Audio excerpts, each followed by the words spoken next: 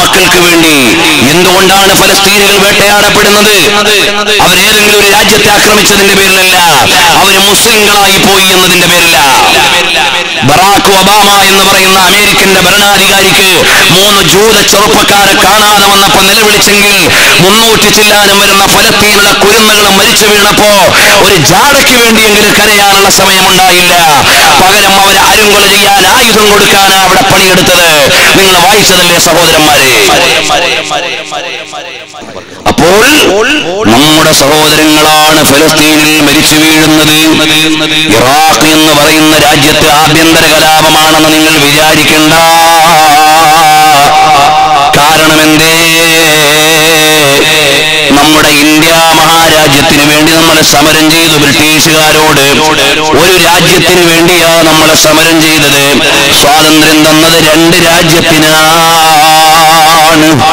കാരണം തമ്മി തല്ലി മരിച്ചോട്ടെ എന്ന് വിചാരിച്ചാണ് ചെയ്തത്.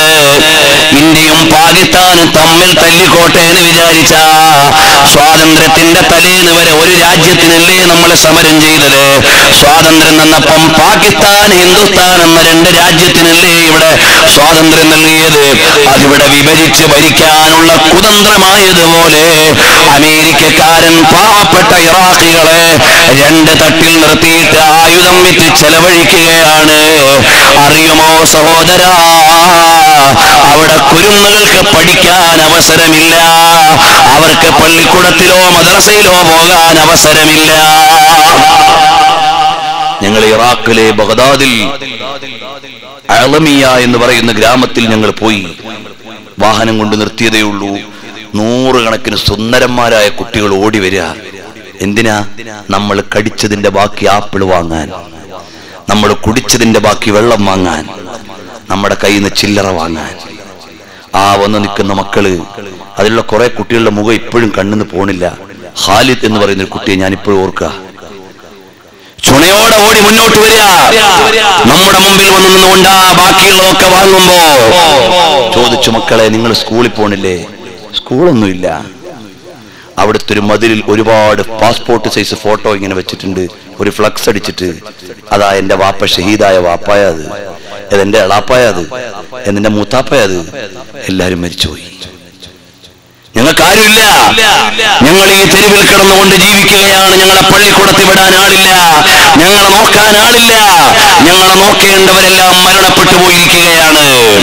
അവസാനം അബൂ ഹനീഫ ഇമാം റളിയല്ലാഹു അൻഹുവിന്റെ മഖ്ബറ സിയാറത്ത് കഴിഞ്ഞ് അതിന്റെ പിന്നിലുള്ള പൊതു ഖബർസ്ഥാനിലേക്ക് ചെന്നപ്പോൾ ഇന്നാ ലില്ലാഹ്, അവിടെ തകർന്ന തരിപ്പണമായി കിടക്കുകയാണ്. എന്തേ മോനെ ഈ ഖബർസ്ഥാനിൽ സംഭവിച്ചു പോയത്? അമേരിക്കയുടെ ബോംബ് വീണിട്ട് പൊടിപൊടിയായതാണ്. അറിയുമോ സഹോദരാ, ഖബർസ്ഥാൻ അവര് വെറുതെ വിട്ടില്ല, മരിച്ചവരെ അവര് വെറുതെ വിട്ടില്ല.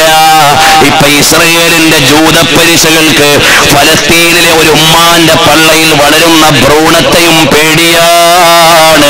അതുകൊണ്ടല്ലേ അവര് കൊന്നുകളയുന്നത്.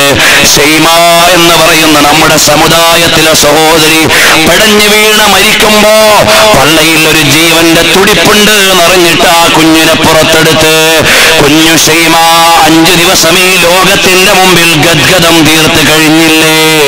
ഇതെല്ലാം ഈമാനും മനുഷ്യത്വമുള്ളവരുടെ മാറ് പിളർന്നുകൊണ്ടിരിക്കുമ്പോ അവരും മരിച്ചോട്ടെ, അവരും മുശ്രിക്കാന്ന് പ്രസംഗിക്കാൻ താടി നരച്ച് തലപ്പാവ് വെച്ച മൗലവിമാരിറങ്ങിയാൽ അത് ഖിയാമത്ത് നാളിന്റെ അടയാളമാണ്.